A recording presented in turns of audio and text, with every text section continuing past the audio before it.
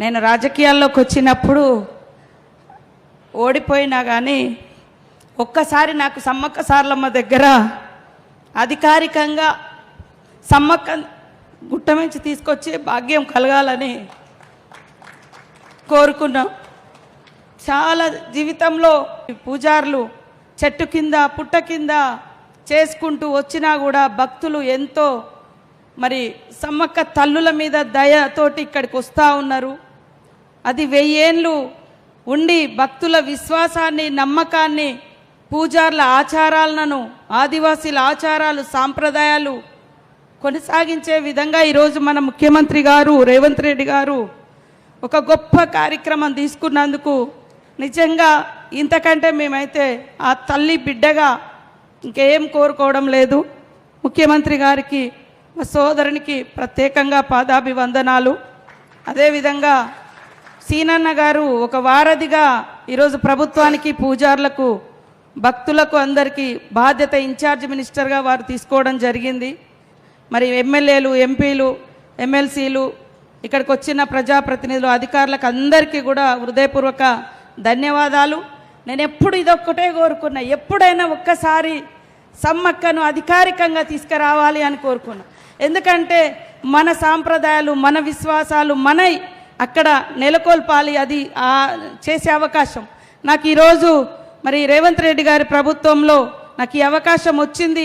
ముఖ్యమంత్రి గారు కూడా స్వతహాగా వారు ఎమ్మెల్యేగా ఉన్నప్పుడు ఎంపీగా ఉన్నప్పుడు అదేవిధంగా పిసిసి అధ్యక్షుడిగా వారి పాదయాత్రకు ఇక్కడ నుంచి నేను ఇక్కడ నుంచి చేస్తా అన్నప్పుడు కూడా నాకు చాలా భయం అనిపించింది. ఏమవుతుందో ఏమో ఎట్లయితుందో అధికారం ఏమవుతుందో, ఎందుకంటే అధికారానికి వచ్చే ముందు ఇక్కడ నుంచి చేపడుతున్న యాత్ర అని. కానీ ఆ రోజు ఒకటే అనుకున్నా, సకల జనులు ఆదివాసీ బిడ్డలు మా తల్లులైన సకల జనుల కోరికలు తీర్చే కొంగు బంగారం లాగా మరి రోజు రోజుకు పెరుగుతుంది. కాబట్టి సకల జనుల దీవెనలు మన రేవంత్ రెడ్డి గారి మీద ఉంటుంది. ఆ తల్లి దీవెనలు మా మీద ఉంటాయి, ఆయన మీద ఉంటాయి అనే ఉద్దేశంతో ఆ రోజు 2 రోజుల ముందు నాకు ఈ ప్రోగ్రాం పాదయాత్ర ఇచ్చిన ఘనంగా స్టార్ట్ చేసుకొని సక్సెస్ చేసి మళ్ళీ 1 ఇయర్ తర్వాత జాతరకు మేము మరి మన రేవంత్ రెడ్డి గారు అంతకుముందు పిసిసి అధ్యక్షుడిగా తర్వాత జాతరకు 1 ఇయర్లో ముఖ్యమంత్రిగా రావడం, నేను మంత్రిగా రావడం నాకు ఆ దేవుడిచ్చిన వరము, సమ్మక్క సారలమ్మ ఇచ్చినటువంటి వరంగా నేను భావిస్తూ ఉన్నాను. కాబట్టి ఇక్కడ పూజారులందరితో మేము 3 నెలలు సంప్రదింపులు చేసి గద్దెల మార్పు అనేదే మేము ఫస్ట్ పెట్టుకున్నాం.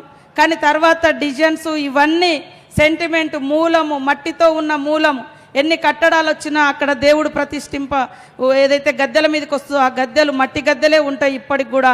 అది పూజారులందరి కోరిక. కాబట్టి ముఖ్యంగా ముఖ్యమంత్రి గారు రేవంత్ రెడ్డి గారు అనేక సార్లు వచ్చి మరి ముఖ్యమంత్రి అయిన తర్వాత జాతరను దేవుడు పెట్టుకొని ఇప్పటికీ మేము ఒక డిజైన్ ఇచ్చినప్పుడు వారికి సంతృప్తి చెందలే. నేనే వస్తా పండి ఎక్కడికని అన్నారు.